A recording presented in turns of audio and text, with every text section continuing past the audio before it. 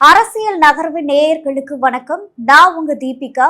இன்னைக்கு நிகழ்ச்சியில நம்ம எதை பத்தி பார்க்க போறோம் அப்படின்னு பாத்தீங்கன்னா, நடந்து முடிஞ்ச சட்டமன்ற தேர்தலுடைய ஓட் கவுண்டிங். இதுல யாரு முன்னிலையில இருக்காங்க, யாருக்கு வெற்றி வாய்ப்பு அதிகமா இருக்கு அப்படின்றத பத்தி தான் இன்னைக்கு இந்த வீடியோல நம்ம பார்க்க போறோம். இந்த தேர்தலை பொறுத்த வரைக்கும் பாத்தீங்க அப்படின்னா, ஒரு வரலாறு காணாத ஒரு தேர்தலை தான் பார்க்கப்படுது. இதுக்கு முக்கிய காரணம் என்ன அப்படின்னு பாத்தீங்கன்னா, 4 முனை போட்டி தான்.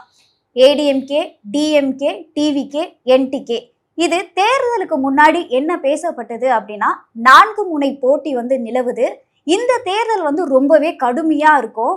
அது மட்டும் இல்லாம இதுல யார் ஆட்சி அமைச்சாலுமே ஒரு வரலாறு காணாத ஒரு தேர்தலா தான் இருக்கும் அப்படின்னு சொன்னாங்க. அதுக்கு காரணம் என்ன அப்படின்னு பாத்தீங்கன்னா, டிஎம்கே பொறுத்த வரைக்கும் 2வது முறையாக ஆட்சி அமைத்ததா வரலாறே கிடையாது. சோ அதனால டிஎம்கே ஒருவேளை மறுபடியும் ஆட்சி அமைத்தால் அது வரலாறு காணாத ஒரு வெற்றியா தான் பார்க்கப்படும் அப்படின்னு சொன்னாங்க. அடுத்து ஏடிஎம்கே பொறுத்த வரைக்கும் பாத்தீங்க அப்படின்னா, பாஜகவுடைய கூட்டணி வச்சதுனால பாஜகவை தமிழக மக்கள் எப்பவுமே எதிர்ப்பாங்க. தமிழகத்துல பாஜக வரவே கூடாது அப்படின்னு சொல்லி நினைப்பாங்க.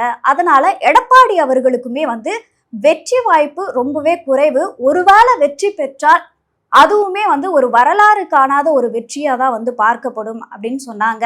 அடுத்து சீமான் அவர்கள் கட்சி ஆரம்பிச்சு கிட்டத்தட்ட 15 வருஷத்துக்கு மேல ஆகுது. ஆனா இது வரைக்கும் அவரு ஒரு எம்எல்ஏ சீட்டு கூட பெற்றது கிடையாது. சட்டமன்றத்துக்குமே போனது கிடையாது. சோ இந்த சூழ்நிலை சீமான் அவர்கள் அவருடைய ஓட்டு பர்சன்ட் நாடாளுமன்ற தேர்தல 8% வாங்கியிருந்தாரு இல்லையா, அதை தக்க வைக்கிறதே ரொம்ப பெரிய விஷயம் அப்படின்னு சொல்லியிருந்தாரு.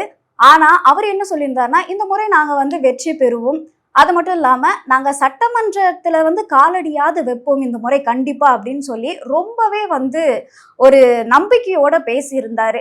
சோ இது நடந்ததுன்னா அப்போ நாம் தமிழருமே வரலாறு காணாத ஒரு சாதனையை தான் படைக்கும் அப்படின்னு போயிட்டு இருந்தது. அடுத்து தமிழக வெற்றி கழகத்தை பொறுத்த வரைக்கும் என்ன அப்படின்னு பாத்தீங்கன்னா, ஒரு கட்சி ஆரம்பிச்சு கொஞ்ச காலம்தான் ஆகுது. முதல் முறையா எந்த ஒரு எக்ஸ்பீரியன்ஸுமே இல்லாம சட்டமன்ற தேர்தலை சந்திக்கிறாங்க. அந்த அளவுக்கு பூத் லெவல்ல அவங்களால ஸ்ட்ராங்கா இருக்க முடியாது.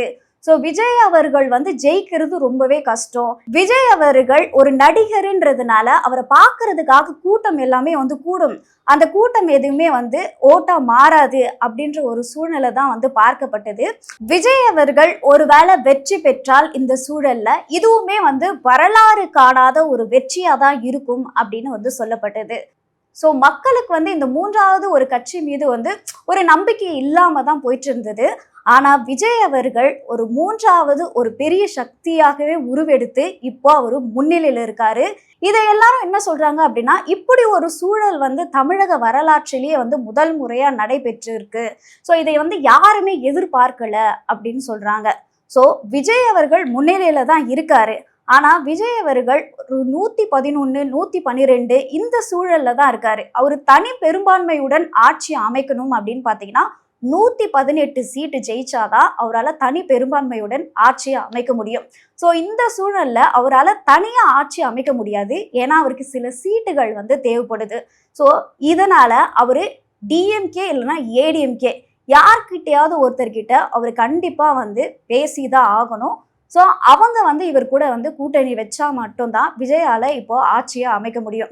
ஸோ ஒரு புறம் டிஎம்கே கிட்ட விஜய் அவர்கள் கண்டிப்பா கேட்க மாட்டாரு அப்படின்ற மாதிரி சொல்றாங்க.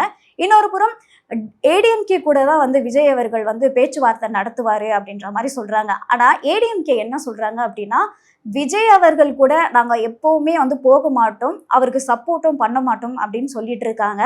இந்த சூழ்நிலையில அதாவது இந்த ஏடிஎம்கே டிஎம்கே உடைய கூட்டணிகள் கிட்ட விஜய் அவர்கள் பேசுறதுக்கான வாய்ப்பு இருக்கு. அவருடைய டீலிங் ஒத்துக்கிட்டு சில பேர் விஜய் அவர்களுக்கு சப்போர்ட் பண்றதுக்கான வாய்ப்பு இருக்கு அப்படின்ற மாதிரிலாம் சொல்லிட்டு இருக்காங்க. ஸோ விஜய் அவர்கள் தான் அடுத்த முதல்வரா வரக்கூடிய வாய்ப்பு ரொம்ப அதிகமாவே இருக்கு. அதிகமா இருக்கு அப்படின்றத விட ஒரு சாத்தியக்கூறு விஜய் அவர்கள் தான் வரப்போறாரு அப்படின்னு கூட நம்ம எடுத்துக்கலாம். ஸோ இது ஒரு வரலாறு காணாத ஒரு தேர்தலா தான் இருக்கு. இதை பத்தி நீங்க என்ன நினைக்கிறீங்கன்னு சொல்லி கமெண்ட் பண்ணுங்க.